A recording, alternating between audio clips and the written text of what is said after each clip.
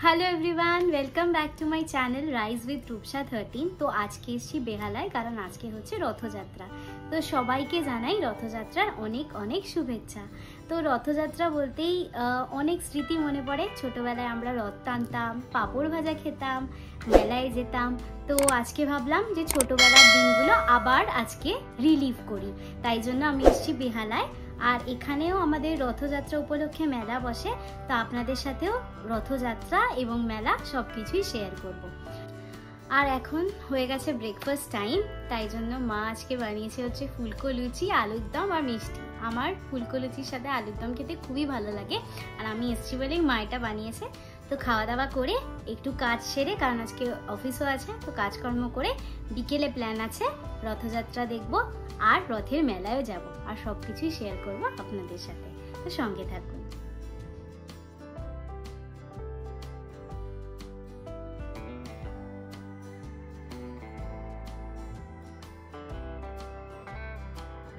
রথযাত্রা উপলক্ষে বোনই ড্রয়িংটা করছিল। অবশ্যই জানাবেন এটি কেমন হয়েছে। আজকে আপনাদের সাথে শেয়ার করছি আমার বাড়ির সব থেকে গুরুত্বপূর্ণ জায়গা, সেটি হলো ঠাকুরঘর।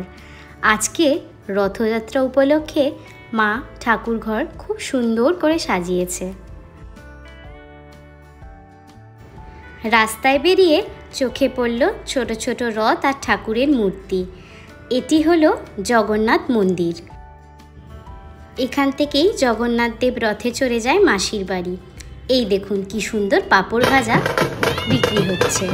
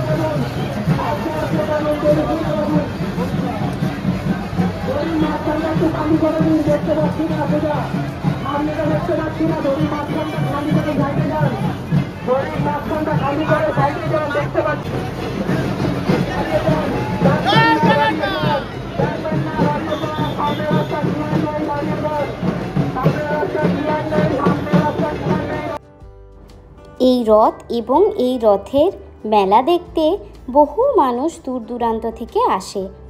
অনেক বছর পরে আমিও এই রথ দেখা এবং মেলায় ঘোরার একটা সুযোগ পেলাম। চলুন আপনাদের এবার জগন্নাথ দেবের দর্শন দেখাই।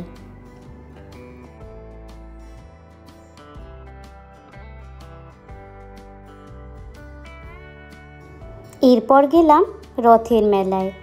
রথের মেলায় গিয়ে ছোটোবেলার নানা স্মৃতি মনে পড়ছিল।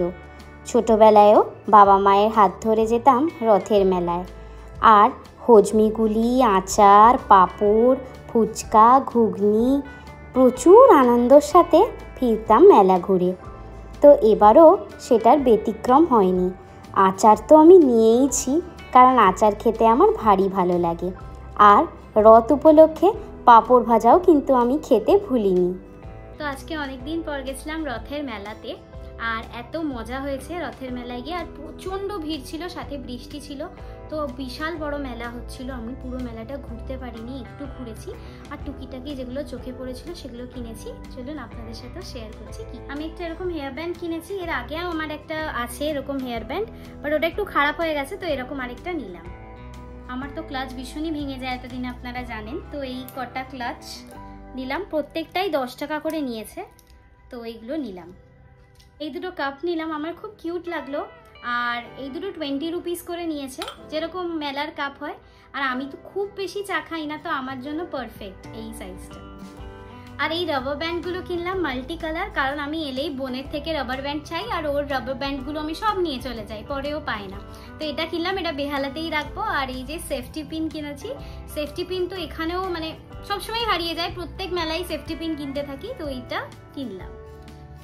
এই হোয়াইটটা আর এই ব্ল্যাক একটা ইয়াররিং দেখলাম, কি সুন্দর লাগলো, পুরো ক্রিস্টাল ফিনিশের, ওই জন্য নিলাম। আর এই দুটো না আমাকে বলছিল রাজস্থানি টাইপের, তো আমি রাজস্থান থেকে অনেকগুলো কিনেছিলাম যখন রাজস্থান গেলাম। আর এই দুটো না আমার খুব ভালো লাগলো, বিশেষ করে এই ব্ল্যাকটা, তো এই দুটোও নিয়ে নিলাম। এগুলো সব 20 রুপিস করে নিয়েছে। আজকে যে রথযাত্রাটা আপনাদের সাথে তুলে ধরলাম, এটা হচ্ছে 307তম রথযাত্রা। এটা শখের বাজার থেকে এই রথযাত্রার সূচনা হয়।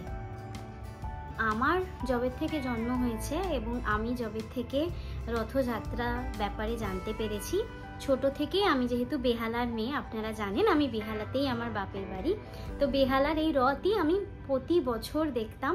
যদি আমি কলকাতায় যখনই থাকতাম আর বেহালায় থাকতাম, আমার এই রথ দেখতে খুব ভালো লাগতো। আর আজকেও সেই দিনটি মিস হয়নি, আমি গেছিলাম রথযাত্রা দেখতে এবং আমার ভীষণ ভালো লাগে। আর রথযাত্রা বলতে মানে ছোটোবেলার নানা গল্প মনে পড়ে। ছোটোবেলায় আমি আর বোন, আমাদের একটা 3 তলা রথ ছিল, এবং ওটা আমরা যখন একটু বড় হই রথ টানার মতন, তখন আমাদের ওই 3 তলা রথটা কিনে দেওয়া হয়েছিল। এবং 3 থাক রথে আমরা জগন্নাথ, বলরাম, সুভদ্রাকে বসাতাম, প্লাস ফুল দিয়ে সাজাতাম, কালার পেপার দিয়ে সাজাতাম, এবং আমি আর বোন রথ টানতাম। এবার পাড়াতে যেহেতু রথ নিয়ে বেরোতাম, সবাই আমাদের কিছু না কিছু দিত, আমরাও তাদেরকে প্রসাদ দিতাম। আর তারপর আমরা কিছু খুচরো পয়সাও পেতাম, যে একটা প্রণামী হিসেবে অনেক লোক আমাদের দিয়ে থাকতো, এবং সেই পয়সাগুলো আমরা ঠাকুরের আসনে রেখে দিতাম। তো রথ বললেই খুব নস্টালজিক হয়। আর আজকেই মাকে বলেছি যে এখন বিকেলবেলায় চলো সবাই মিলে একটু পাঁপড় ভাজা খাই, একটু গল্প করি, একটু চা খাই। তো এইটাই আজকে প্ল্যান। আর আশা করি আপনাদের যদি এই রথযাত্রা ব্লগটা ভালো লেগে থাকে, অবশ্যই সাবস্ক্রাইব করবেন আমার চ্যানেলকে রাইজ উইথ রূপসা 13। নমস্কার।